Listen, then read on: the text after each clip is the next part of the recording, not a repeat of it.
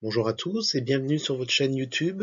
Aujourd'hui, je vous présente le diaporama DRCV du développement de la relation client et vente conseil du bloc 1, E41 du BTS MCO.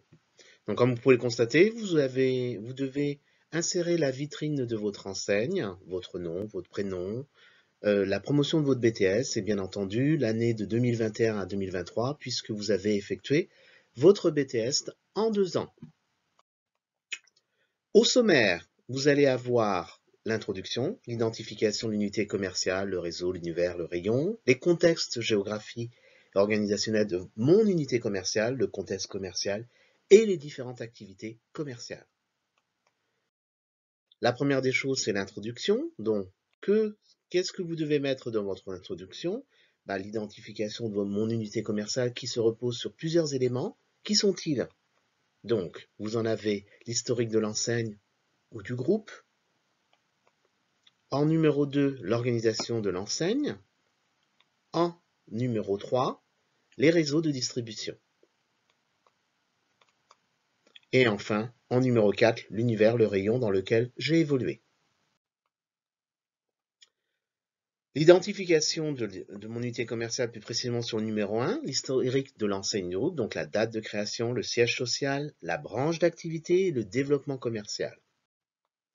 L'identification numéro 2, ou l'organisation de l'enseigne, c'est-à-dire l'organigramme sur lequel se repose au niveau de votre enseigne, qui est le directeur de votre enseigne, ceux qui sont en charge des différents rayons, etc. Donc je vous ai mis un exemple d'organigramme, vous devez l'adapter par rapport à votre enseigne. Enfin, les réseaux de distribution, tout ce qui est circuit direct, court et long, donc là les différents types de fabricants. Au niveau du client final, donc selon votre enseigne, vous divisez en fonction des différents circuits. Enfin, en numéro 4, le descriptif du rayon auquel j'ai évolué, donc vous mettez l'image de votre rayon ou de votre univers et vous précisez en légende l'organisation de ce rayon, brièvement, pour que, enfin au niveau des examinateurs, que vous puissiez montrer un schéma assez synthétisé. Les contextes géographiques organisationnels de mon unité commerciale, à la fois, elles reposent sur la zone de chalandise et à la fois sur l'organisation de celui-ci. Donc, vous avez le contexte géographique, c'est-à-dire mon unité commerciale se situe dans quelle ville, quels sont les axes routiers, donc vous mettez un schéma, les moyens de transport et enfin la zone de chalandise sur lequel vous allez repérer la zone primaire, secondaire, tertiaire, selon le format isochrome ou isométrique. L'organisation matérielle de l'unité commerciale, c'est-à-dire les horaires d'ouverture, à la fois en semaine et en week-end.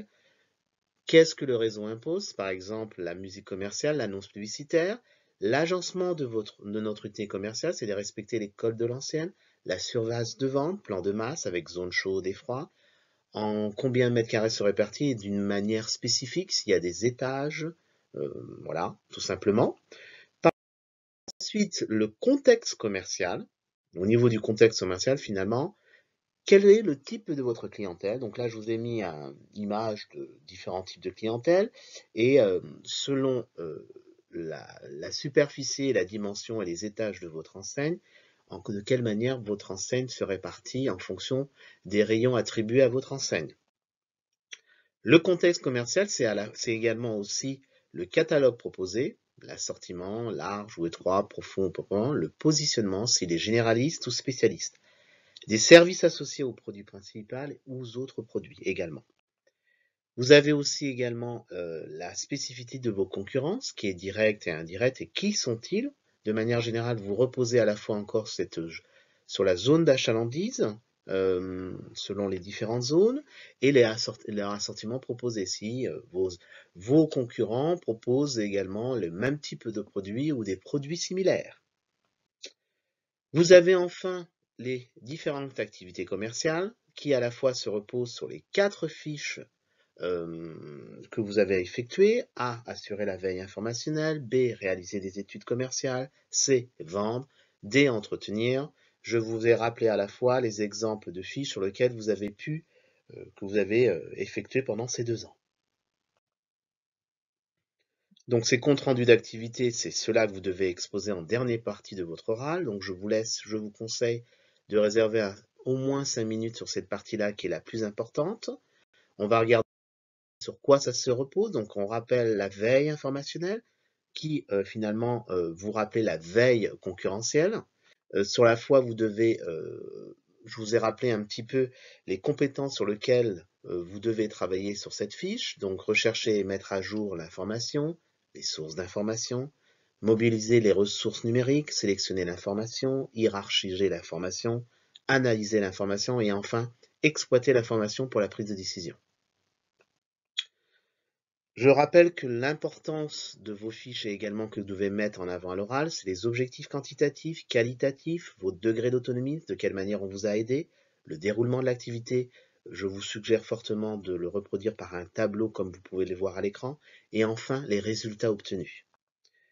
Sur la deuxième fiche qui est réaliser des études commerciales, je vous rappelle que vous devez montrer que vous êtes en capacité de construire une méthodologie, d'accord, de recueillir des données et d'exploiter ces résultats. Sur le même principe, vous remettez en avant les objectifs quantitatifs, qualitatifs, le degré d'autonomie, le déroulement d'activités et les résultats obtenus. Vous passez à la troisième fiche, qui est vendre. Donc, je rappelle, les compétences sont préparer la vente, accueillir le client, le conseiller, préparer un argumentaire de vente, conclure la vente. Même principe, je mets en avant les objectifs quantitatifs, qualitatifs, le degré d'autonomie et le déroulement d'activité, et pour conclure les résultats obtenus. La dernière fiche qui est sur entretenir la relation client, qui repose sur les compétences suivantes, suivre les évolutions client, des attentes du client, évaluer l'expérience client, accompagner le client, fidéliser la clientèle et accroître la valeur client. Pareil, objectifs quantitatifs, qualitatifs, degré d'autonomie, déroulement d'activité, résultats obtenus. Vous aurez enfin conclu les 10 minutes de présentation. Je vous rappelle que ces 10 minutes sont en écoute, c'est-à-dire que ces 10 minutes vous sont réservées exclusivement, c'est-à-dire que les membres du jury ne vous interrompront pas. J'espère que ces quelques éléments vous aideront à faire un diaporama à la hauteur de vos compétences et je vous souhaite une excellente réalisation et les épreuves arrivent à grands pas puisque vous êtes à 6 mois de ces épreuves, à peu près. Je vous souhaite un excellent travail et je vous dis à bientôt.